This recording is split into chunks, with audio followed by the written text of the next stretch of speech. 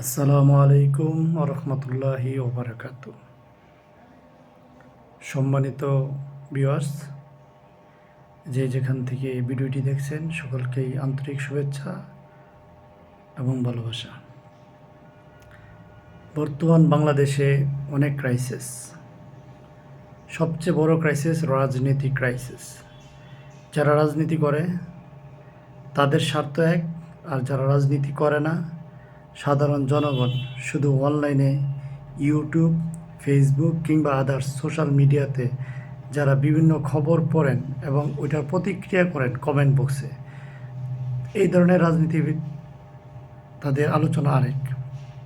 যাই হোক, প্রত্যেকেরই মতামত প্রকাশ করার একটা অধিকার আছে এই স্বাধীন রাষ্ট্রে, যেটা বিগত 15 বছর ছিল না। এখন মানুষ নিজের মত প্রকাশ করতে পারতেছে, সবচেয়ে বড় কথা এটা।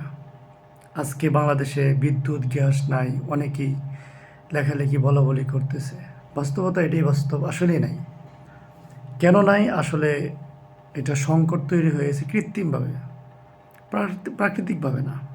এখন যারা এটার পিছনে কলকাঠি কাটতে নাড়তেছেন তারাই ভালো জানেন তাদের কী এমন স্বার্থের আঘাত লাগছে, কত টাকা তাদের প্রয়োজন এই স্বার্থ উদ্ধারে। এত টাকা মানুষ কী করে? অনেক আগে একজন আলেমের কথা শুনছিলাম যে কাফনের কাপড়ের তো পকেট নাই। আমি ওই একই কথা বলবো যে কাফনের কাপড়ের তো পকেট নাই। এই টাকা আপনারা কোথায় নেবেন? এই যে শত শত হাজার হাজার জনগণকে কারেন্ট বিদ্যুতের অপচয়ের কারণে ভোগান্তিতে রাখছেন, এটা ঠিক না, এটা টোটালি অন্যায়।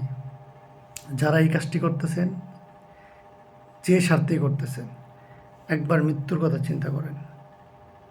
মনে রাখবেন, মৃত্যুর পর কিন্তু এই জবাব দিতে হবে। আর আরেকটা কথা আমি মনে করে দিতে চাই, গত 15 বছরও কিন্তু একই রকম ছিল। আমরা শুনতাম কি, কয়লা নাই এই কারণে বিদ্যুৎ নাই। মনে আছে সবার যে কয়লা ছিল না, বিদ্যুৎ নাই, বিদ্যুৎ প্রকল্প বন্ধ। এখন কিন্তু আর ওইটা শুনি না। এখন কয়লা কোথা থেকে আসতেছে? এখন কয়লা থাকে, গ্যাস থাকে না। অর্থাৎ এটা টোটালি একটা রাজনৈতিক কিংবা কারো মন গড়া একটা কৃত্রিম সংকট তৈরি। যে বা যারা যে স্বার্থেই করতেছেন, দিন শেষে কিন্তু জনগণ ভুক্তভোগী। সবচেয়ে বড় কথা কি জানেন? মানুষ নিজেদের যে অ্যাবিলিটি এটা আছে, এটা সবাই সবার জাহির করতে চায়, কিন্তু এটা উচিত না। আপনার আছে, আপনি চুপ থাকেন। হ্যাঁ, সবাই যদি বলেন যে আমি ভালো, এটা তো নাই। যাই হোক, সবাই মিলেমিশে বাংলাদেশ। যারা বাংলাদেশে রাজনীতি করতেছে তাদেরও উচিত সাধারণ জনগণের কথা চিন্তা করা। কারণ দ্রব্যমূল্য কিংবা বাজার এভরিথিং যদি নিয়ন্ত্রণে না থাকে তাহলে প্রবলেম। যারা রাজনীতি করতেছে তারা কিন্তু তাদের নিজের স্বার্থে করতেছে। জনগণ কথা বলতেছে সেটাও নিজের স্বার্থে, কিন্তু জনগণের কথা কেউ শোনে না। কারণ জনগণের ভোট নেওয়ার সময় সবাই তাদের কথা শোনে, ভোট নেওয়ার পরে, সরকার গঠন হওয়ার পরে জনগণের কথা কেউ শোনে না।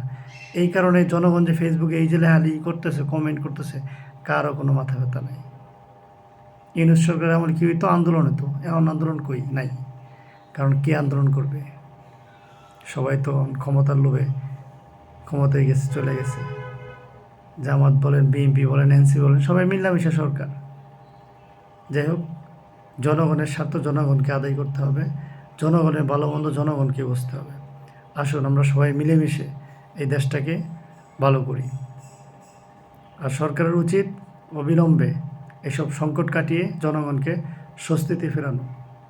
এই গ্যাস থাকে না, বিদ্যুৎ থাকে না, দ্রব্যমূল্যের ঊর্ধ্বগতি, বিদ্যুতের দাম বাড়তেছে, এগুলো ঠিক না। এগুলো নিয়ন্ত্রণে করা উচিত। এত 6 মাসে যদি এরকম হয়ে যায়, বাকি তো আরও 4.5 বছর পরে রয়েছে। যাই হোক, সবাই ভালো থাকবেন, সুস্থ থাকবেন। সকলকে অনেক অনেক শুভেচ্ছা এবং ভালোবাসা। আসসালামু আলাইকুম।